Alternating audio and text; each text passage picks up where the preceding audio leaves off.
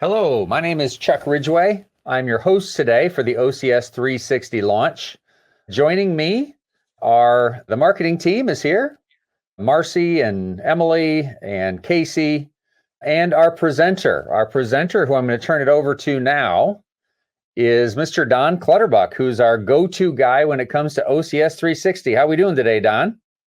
Doing great. Exciting day. Exciting day. Exactly. Yeah, So without further ado, why don't you go ahead and lead us through the launch material?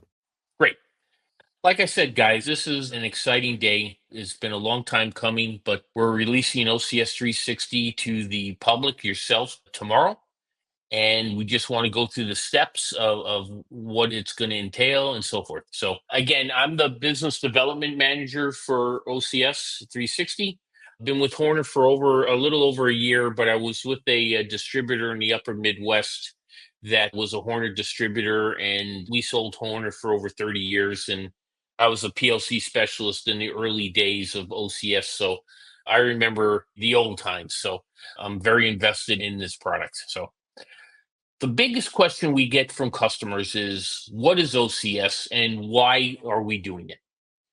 And in the left there, you see my favorite character from Star Trek Next Generation, Data. It's all about data. Everything is being driven by data now. And without data, you won't be able to make informed decisions and so forth. So, what led Hornet to develop OCS 360? Well, customers like yourself came to us asking for a solution to collect data. Now, you can collect data on our controllers on the micro SD card, but they wanted a central point of collection and be able to extract it, open it up in Excel, and view the data. They also, customers yourself, ask for a total corner solution, meaning from factory floor all the way up to the cloud. And they wanted us to make it easy for them to start collecting data. And we think we did. And we'll go through the process and so forth. But you have one person now to come to, why isn't this working and so forth, instead of trying to integrate two different packages. We at Horner believe that AI will be driving automation business into the future. And to do any type of AI, you need that data. So starting collecting data now will only help you implement any AI functionality that you want or need. And Horner is coming up with products that will incorporate AI. So it's now the time to start collecting the data, collect it all, and then figure out what's the important stuff and so forth. And there are a lot of customers that just don't have the dollars, the time, and the people to implement other solutions, higher price solutions. The number one package out there is Ignition, and great package, but it takes something to get data. And our customers asked us to help them do that. So this is why we came up with OCS 360. And again, just remember data. It's all about data. So the first feature of OCS 360 is, again, collecting the data. We've made it very easy to start collecting data, and now you can start using that data for predictive maintenance or anomaly detection or any other thing, energy management, remote monitoring, diagnostics. But again, it all starts with data. And how we implemented it, we think it's very easy for anybody using OCS controllers to start collecting data, whether it's local in plant or across the country. Just in general, how do we get data up to the cloud? Well, for those familiar with MQTT, we use a flavor of MQTT. But the most important thing, we've got the publisher, which is our OCS on the floor, which is publishing data up to a broker server. That broker server is like the traffic cop, right? OCS publishes the data to the broker server, and the subscriber, and in this case, OCS 360, takes the data from the broker and then starts logging it, filling up dashboards, alarming it, sending text messages, whatever.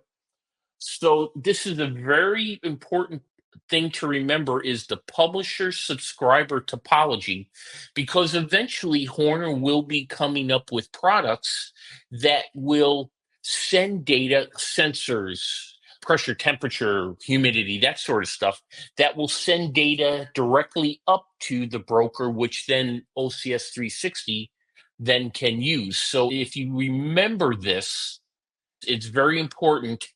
And because we tweaked the protocol, it's not the same as anybody using MQTT sending up to ignition. We've tweaked it in such a way that it makes it very easy for you to publish the data up to our cloud. All the configuration stuff is already done. You don't need to do that. So it's very important to remember that. So we're collecting data up into OCS 360, and how we've implemented how to export the data. Right now, it's on a per widget basis. So right now, you see this time chart. It's displaying a pressure value and a motor speed. That's all it is. And it's giving you data the last 10 seconds.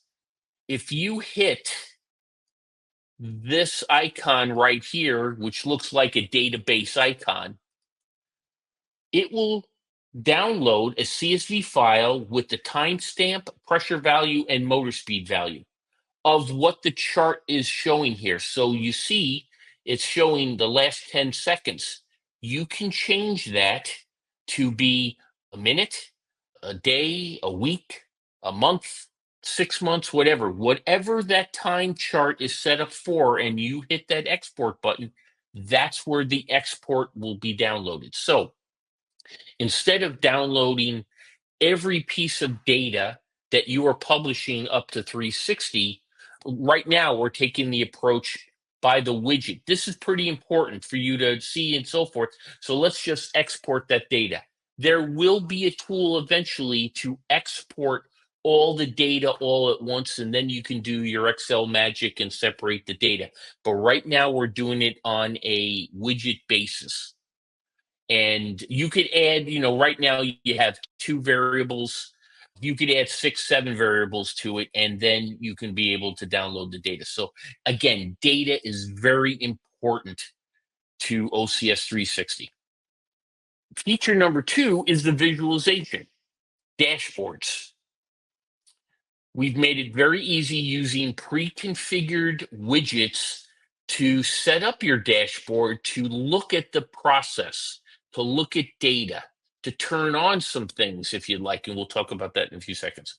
So some of the widgets that we have are this, of course, time chart, but we have tables, we have map widgets, which I'll talk about. We have radial gauges, we have control items that you can have push buttons or selector switches to turn off and on things in the process. We have just simple gauges. We have tanks that can fill up based on the value. We have HTML code pages that you can write your own HTML code to display something, and so forth. So some of the things that we've done, and you've seen some of this in some of our trade show booths and some of our other marketing things, is we've created a sample wastewater project that we've just taken an overhead picture of a wastewater plant and overlaid just real important values that you need to display at a top layer view. We have 2 alarms that are set, but if you click any one of these items here, you will go to that page with more detailed information and so forth. We can go back to home page, go to the next page, go to the back page. And those are all done by these buttons over to the right. But again, pretty detailed overview dashboards, right?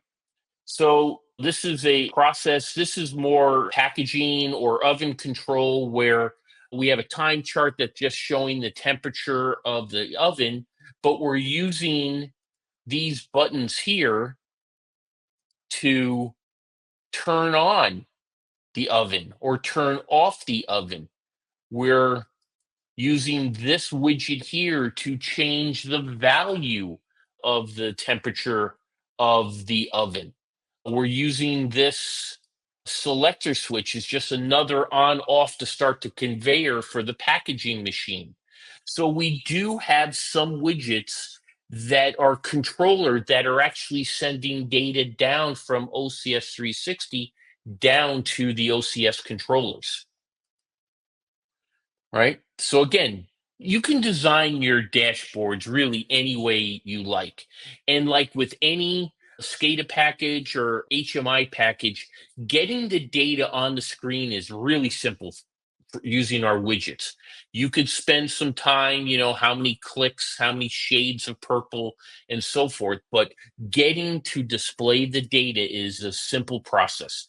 And one of the things that we're getting a lot of questions on in our beta group user is the map widget. So we have a widget that uses Google Maps. And if you create a couple variables in OCS 360 of the longitude and latitude, you place it in the widget and it will bring up the Google satellite map of, in this case, the wastewater treatment plant in Indianapolis. And then you could actually show the important variables that are part of this plant over that red dot there. So we've had a lot of questions about this map widget. So you could actually put multiple points on a map that represent your plants, your different facilities across the country, even across the world if you had all the longitude and latitudes. So we've had a lot of questions about this. Also, just by logging into your web browser on your phone, just OCS360.cloud, signing in like you normally do, you will see the widgets that I've created on my dashboard. But instead of one big screen, they actually take the widgets individually. So now this is the radio button here that changes the motor speed or the trend chart that is trending the motor speed and pressure. But you'll see those on the phone, and there's really no configuration that you need to do to see the screens on your phone. Okay, over in the right-hand side, we have the alarm page here. So you can use your phone as a remote troubleshooting device using OCS 360. Okay, so the first feature, data logging. The second feature is visualization. The third feature, and it's going to be a future release, is remote connectivity. Right now, you are using some sort of third-party device, security device in front of your OCS to try to connect it remotely. We are planning and trying to use OCS 360 as the security mechanism to connect to your device over the web. It's a future release. We just started development, so you will see future announcements that when it's developed. But that was the third request from customers to say we need to be able to easily connect to our devices out in the field. These are the plans. And I've highlighted data per minute, and we'll get to that in a few seconds. But we're going to have the silver, gold, and platinum plan. This is per device. So for silver, you can publish 250 pieces of information a minute. Now, a Boolean, integer, double integer, real, floating point are all considered one item. So you don't have to worry about, one bit versus 32 bits and so forth. So it is 250 bits of information per minute. You can create unlimited dashboards. With the silver plan, you could have 5 simultaneous connections going. You could have 250 users configured. Control data, yes, you can, turn things on or off. We will save your data for up to 2 years. This is your data. We do not look at your data unless you ask us to. But this is your data, and you'll be able to export it to validate the process and so forth. SMS messages. We see a little asterisk there. Because this is being released in the US to start, it's not a big concern. But in other countries, there's a significant cost to sending a text message or SMS message. In the US, it's less than a penny. But in some countries, it's 8 to 10 cents per message. So we're going to have to monitor how many messages that you're sending and determine how to work that out. But you could also send unlimited emails for the same alarm message or high alarm messages and so forth. You could send emails as much as you want. Reports, again, are the downloaded data from the widgets, and then you can use any tools you want to analyze the data. And remote access is future. And each device, even though you only have one silver plan, you could add as many devices you want to that plan. But each device will have 250 pieces of information per minute. Now, there are some OEMs that may have a couple plans that need the 500 and a couple plans that need the 200 pieces of information. You could have separate plans to do that depending on your application. All right. Now, during our beta testing, just remember the silver plan is 250 pieces of information per minute. In this example here, we have 6 variables a second being published on the silver plan. At about 40 seconds, you will not be transmitting data for another 20 and you'll lose. We won't be logging it or anything, right? But if you look at that, we are publishing those variables once a second. As a user, you're going to have to determine what is the most important. Now, you can create different publishing groups. If you notice here, right here, this is set up for 1 second. When OCS 360 gets released, that's going to be set up for 1 minute. If you need faster publishing rates, you can create a second group or a third group or a fourth group. We have a calculator on the OCS 360 website at the main Horner website that will help you calculate what plan you need based on the number of data points per second. Do you need to publish temperature every second? Maybe, but maybe every minute will do, or maybe every 5 minutes will do. So you can separate those publish groups depending on when it's needed. And that calculator tool will help you determine what plan would be the best plan to go for. Okay. But we had this example very early on with one of our beta customers, and he was publishing the data once a second. So again, the configuration when it gets released will be 1 minute. If you needed something different, you create a different group. These are rules to live by, right? The end customer, yourself, will sign up for OCS 360. You will not need to buy it from a distributor.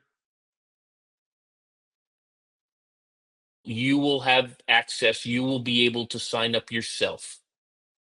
If anybody has talked to Tim Brandt from our tech support line, if you have multiple plans out there and so forth, it may be better to use a global email address. And I'll show you how to get signed up instead of your own Horner email address, just because if you leave and so forth. But we'll talk about that. The OCS 360 connection will only work with XL Prime and Canvas units. Micros are not supported. Now, we do have beta users that are using micros, but they have a Canvas unit in front of them, and they're just transferring the data from the micros to the Canvas units.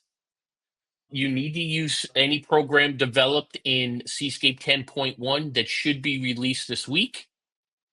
You'll see that on the website. And any older Prime units and Canvas units need the upgraded firmware. That will also be on the support page at Horner.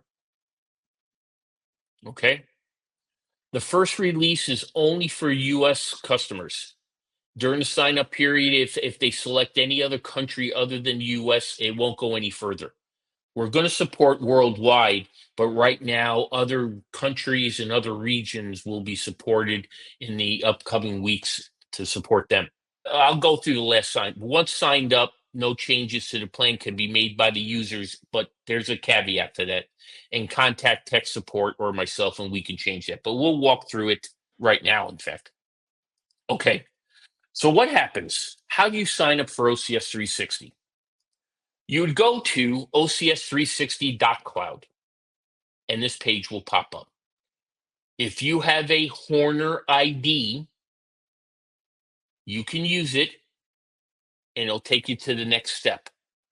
If you don't have a Horner ID, you would use the create new button account down at the bottom, and it will walk you through and it will set up a Horner ID for you.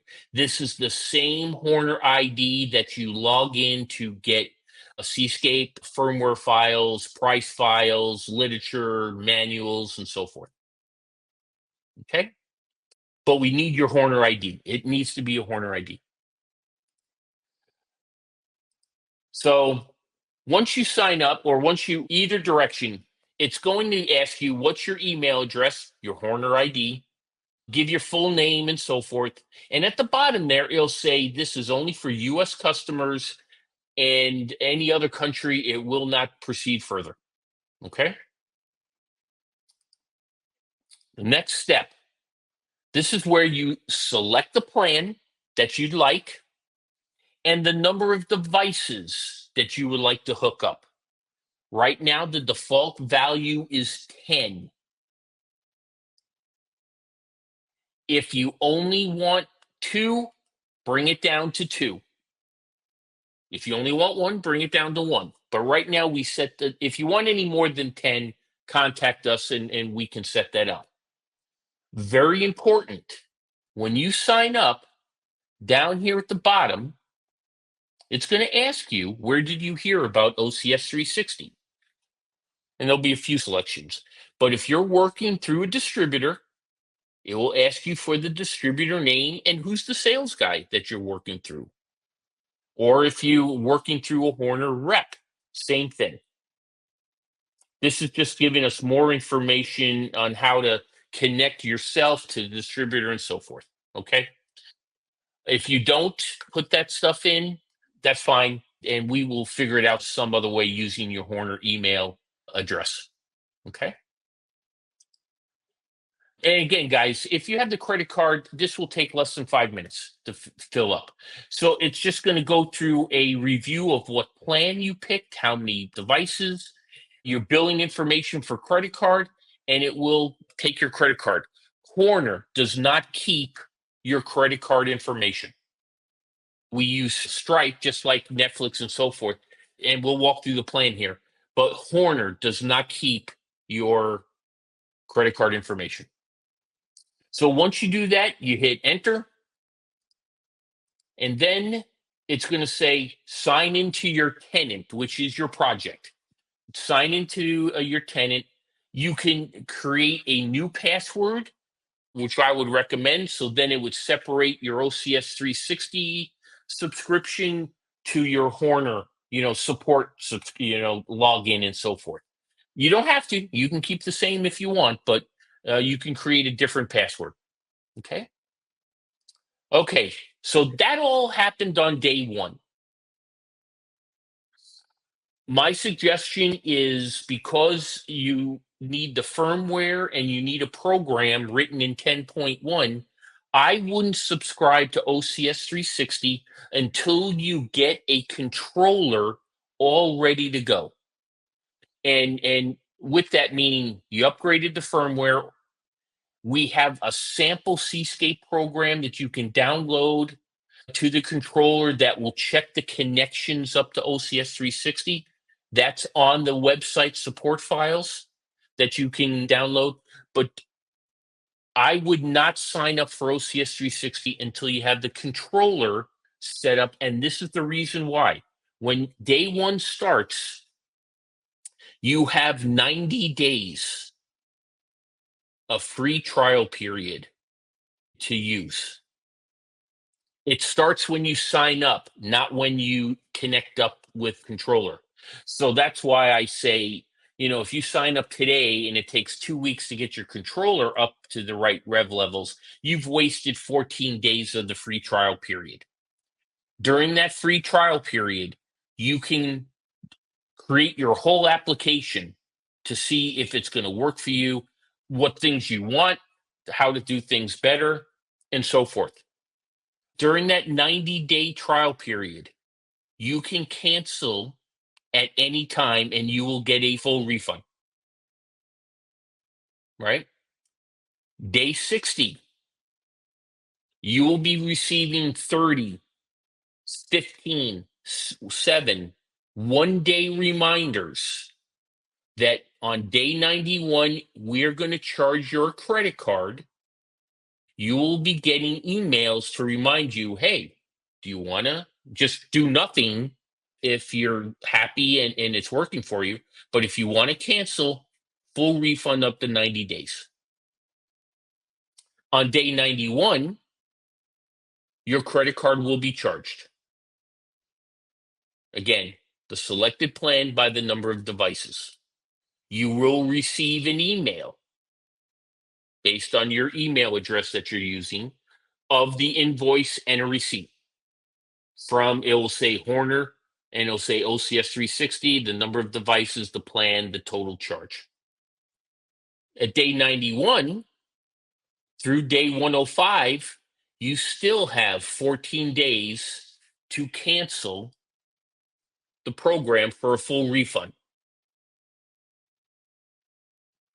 After day 105, and if you cancel, you will cancel the subscription, but you still have a year basically to use it. So once day 91 happens and your credit card gets charged, that's when you'll have the 12-month subscription for $250 times the number of devices. If you cancel at any time after 14 days, it will be canceled. It will not be renewed, but you will not get a refund. So you basically have 105 days since you sign up with OCS360 to test drive it, use it, cancel it for a full refund. If you continue on at day 335, you will start receiving 30, 15, 7, 1-day reminders that, hey, your plan is going to re-up and do you want to cancel or continue? And then it just repeats from there. Okay? That is the way we're going to go to market with OCS 360. So if you call your distributor and say, I want to buy OCS 360, you don't need to. You can go right to OCS360.cloud and sign up yourself. You still have to get, your controllers, buy either new controllers or upgrade your controllers with the new firmware. Again, the Seascape 10.1 and the firmware will be released this week. Okay. And then there's videos and Chuck has done videos on how to upgrade the firmware and so forth. But that's the plan as it stands right now. We're real excited for this to launch. We're really excited to get your feedback on how you're using it and what are the good things. What would you like to see? That sort of stuff. Now, again, to sign in starting tomorrow would be OCS360.cloud. And if you go to that address, and once you're in OCS 360, the help file is accessible, but that's a really good help file that will step you through any help you need and so forth. Now, starting tomorrow with the normal Tuesday afternoon tech sessions with Chuck, it will be a series of OCS 360 webinars that will teach you or show you how to get connected, how to add a device. I didn't mention this, but when you add a device, and this is, again, another reason why wait until you get the device upgraded before signing up, because you will need the MAC ID address of the controller to add a device to OCS 360. That's accessed through the system menu, LAN or networking LAN, and it will be right there. but you need that MAC ID address to connect that controller up to OCS360. But we'll have sessions on that during the weeks. And even on the OCS360 page, there are short videos, maximum 4 minutes, that will show you how to add a device, how to start working with dashboards, how to work with the LED widget or the Google Map widget, the trending chart, and so forth. Those videos have already been made and they're up on the support page. So with that, I think we're done with the presentation. And I actually see there are some questions. Yep. All right, let's go ahead and dive into those. Okay, so let me start with, okay, so here's a question. What happens if the SMS text message limit is exceeded? Will the messages stop being transmitted after the limit has been reached, or will they go through and added charges will be added to the account? Which of those approaches is correct? They will go through. We won't stop them. And then when we get the bill, we will review the bill, and we will never charge your credit card without telling you what it would be anyway. And I don't expect substantial charges in the US. Again, that was more for the European countries and other countries. I don't expect it to be that big of an issue in the US. Okay, But couple more. again, Go ahead. we will not charge your card until we communicate with you. Okay, sounds good. Okay, next question. If I want to work, let's see, can I get help from my local distributor? Is a question. I think the answer to that is yes. You'll be signing up for OCS 360 independently of your local distributor, but your local distributor is being compensated for your purchase so that you can get support from them. That's the correct answer, right, Don? Yes, correct. Correct. Okay, Now, very good. again, during our beta, they're going to have to get up to speed too. So they may come to Horner for help. So yes, you can go through your distributor, but we're here to help you also. Of course, yep. Okay.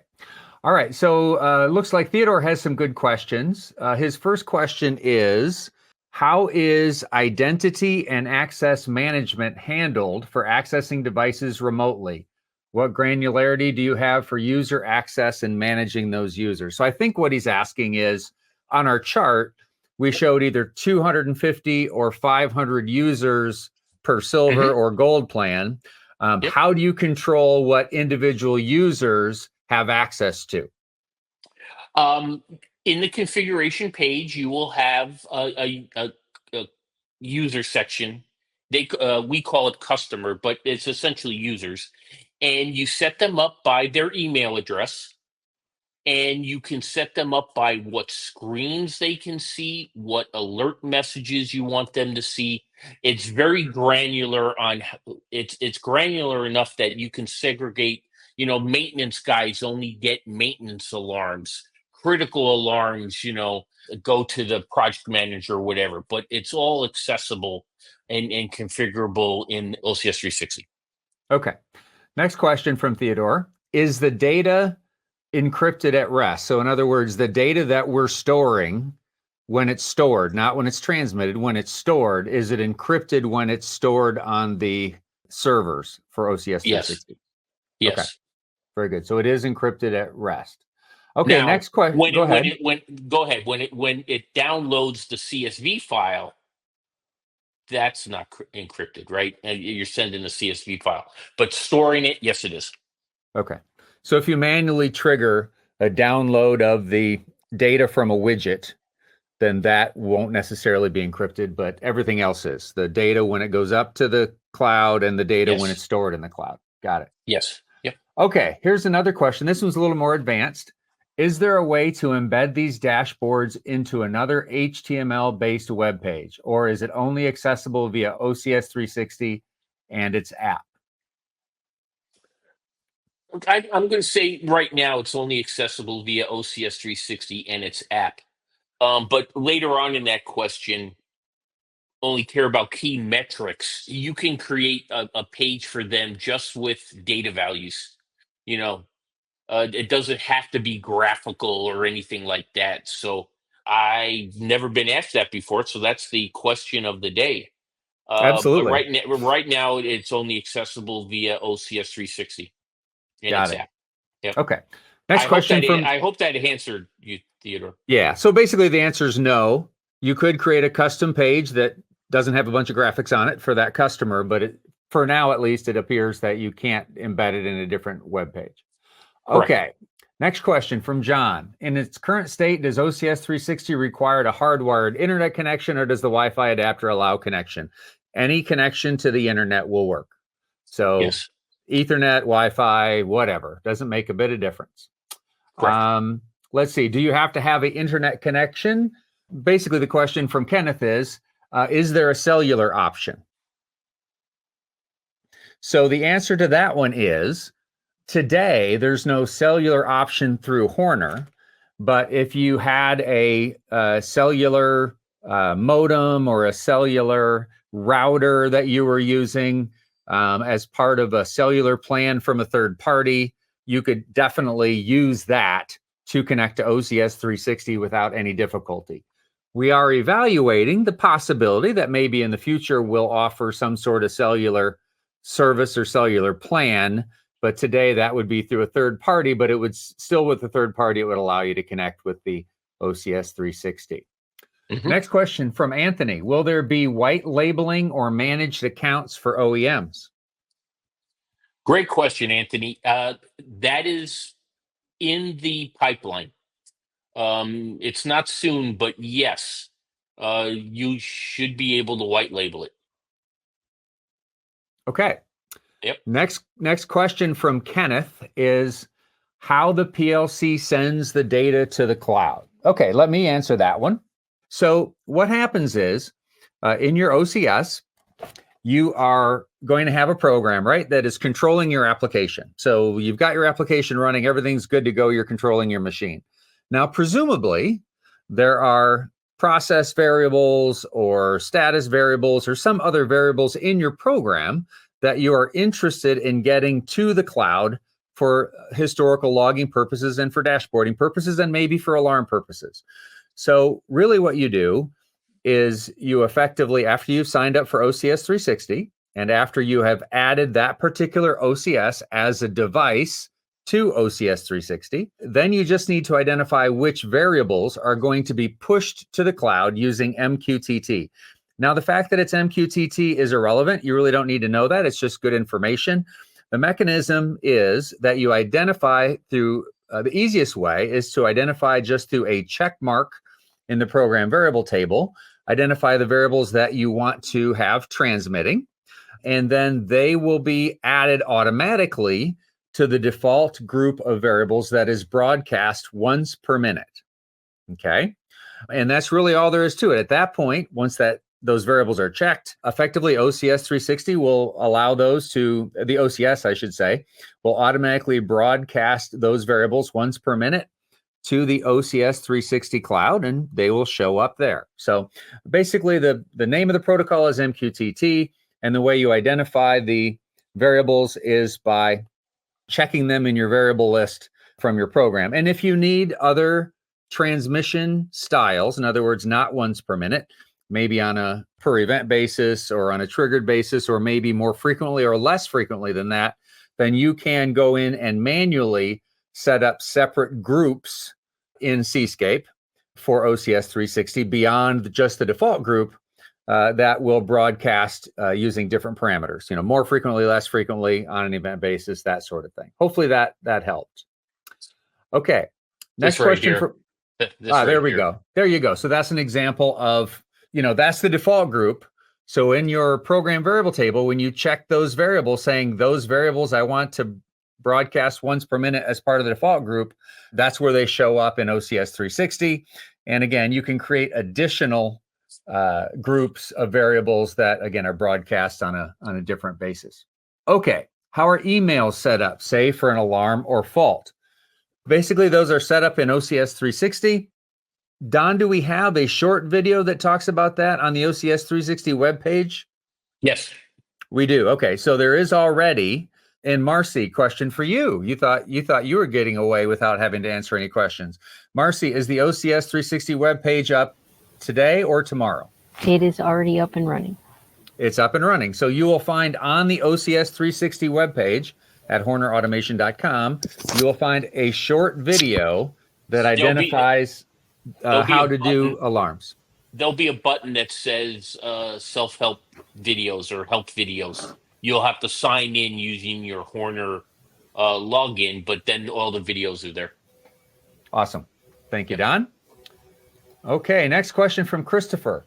Will the controller buffer data if the internet connection is unavailable? And if so, how much data can be buffered? No, it won't. And we've talked about this. And if you're really worried about, internet reliability and so forth, you could always, log the data to the micro SD card. And we've had discussions. I don't know how we're going to do it yet, but we've had discussions on how we can merge that data. Maybe the end customer, can take the data log from OCS 360, the log from the SD card, and then merge it. But yet, no, we do not buffer it. Okay. That's good information. That sounds like we need a video on how to do your own buffering with an example program. So I'll have to add that to my list of Tuesday live streams. So anyway, so you certainly could set up a buffering scheme, but there would be a little bit of programming involved. I'll do a Tuesday video on how to set that up. And then maybe in the future, who knows, maybe we'll have buffering included in the future. So that won't be required.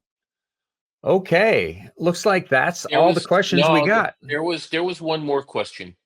Okay, what did I miss here? From John. If the OCS gets damaged or has a warranty issue in the field, great question. That's a great question. In the device manager, you could actually idle the broken one, right? So you add it. It's collecting data, sending data, and then it fails. You can idle it, just suspend it. When you add the new one, you could tie it into that, and that data will get merged with the second one will then merge its data with the first one. So you'll really only have one device, right? That the first one gets damaged, you replace it, it starts merging the data. So great.